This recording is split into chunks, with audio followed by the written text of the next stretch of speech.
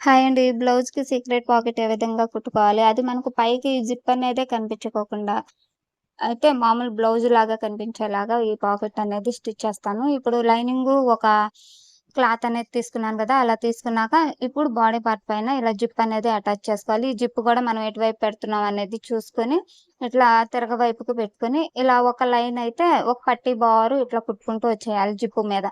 ఇది గూడా front part అనేది మనకు కాజా పట్టీ ఫ్రంట్ పార్ట్ అయితే పెట్టుకోవాలి. కాజా పట్టీ వైపు మనకు పౌచ్ వచ్చేస్తుంది కదా! ఏమి కనిపించదు. చాలా బాగుంటుంది. ఇలా వేసుకుంటే ఉక్స్ పట్టీ వైపున గూడా వేసుకోవచ్చు. కనిపించదు. 2 వైపులా గూడా సీక్రెట్ పాకెట్స్ అయితే పెట్టుకోవచ్చు. జిప్ అనేది పైకే కనిపించుకోకుండా అయితే స్టిచ్ చేస్తాను. అది ఎలాగో చూపిస్తాను. ఇక్కడ ఈ విధంగా స్టిచ్ చేశాను కదా! ఇప్పుడు మనకు క్రాస్ పట్టీ అనేది పై వైపు పెట్టేసాననమాట. ఇప్పుడు ఇది వేరే క్రాస్ పట్టీ.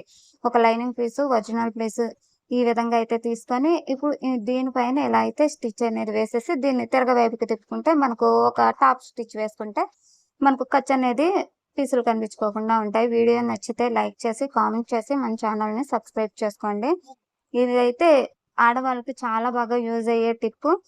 ఎందుకంటే మనం ట్రైన్‌లో, బస్సుల్లో నైట్ గూడా జర్నీ చేస్తూ ఉంటాం కదా! ఇప్పుడు క్రాస్ పట్టీ అనేది పై వైపుకే పెట్టాను కదా! అలా పై వైపుకే ఉంచేయాలి. ఇంకొక జిప్ లైన్ అనేది ఉంది కదా!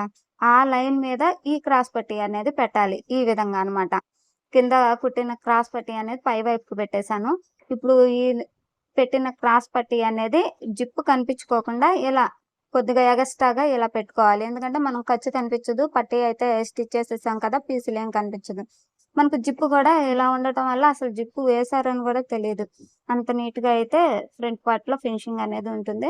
ఇప్పుడు ఈ 2 క్లాతులు క్రింది వైపు ఉన్న పట్టీ వేసాం కదా! క్రాస్ బెల్ట్ అది కిందికి జరిపేసి, పైది కిందికి పెట్టేసి, ఈ విధంగా ఒక టాప్ స్టిచ్ అయితే కొంచెం కదలకోకుండా వేసుకోవాలి. మనం కింద ఫోల్డింగ్ చేసుకోవడానికి వీలుగా ఉంటుంది ఇలా వేసుకుంటే. ఈ విధంగా అనమాట. అటు ఇటు వేసేసుకున్న తర్వాత, ఇప్పుడు మనం ఫోల్డింగ్ అయితే చేసుకోవాలి. చూసారా? అటువైపు ఖర్చులు కనిపించవు, ఇటువైపు కనిపించవు. జిప్ గూడా కనిపించదు. ఇప్పుడు జిప్ ఉందని గూడా తెలీదు. సీక్రెట్ పాకెట్ ఉందని తెలీదు.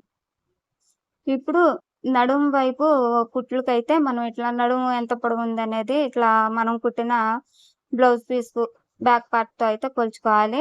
ఇటు ఫ్రంట్ వైపు హుక్స్ కాజా పట్టీ దగ్గరైతే ఆది జాకెట్‌ని బట్టి కొలుచుకోవాలి. ఈ విధంగా అయితే మనం కొలుచుకొని ఆ మార్కింగ్ దగ్గరికి ఇలా క్రాస్ పట్టీ అనేది ఫోల్డింగ్ అయితే చేసేసుకోవాలి.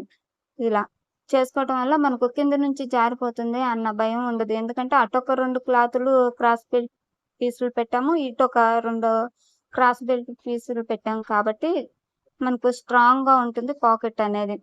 డబుల్ స్టిచ్ అయితే వేస్తాం కదా! గోల్డు, డబ్బులు కూడా సేఫ్టీగా మనమైతే క్యారీ చేయొచ్చు.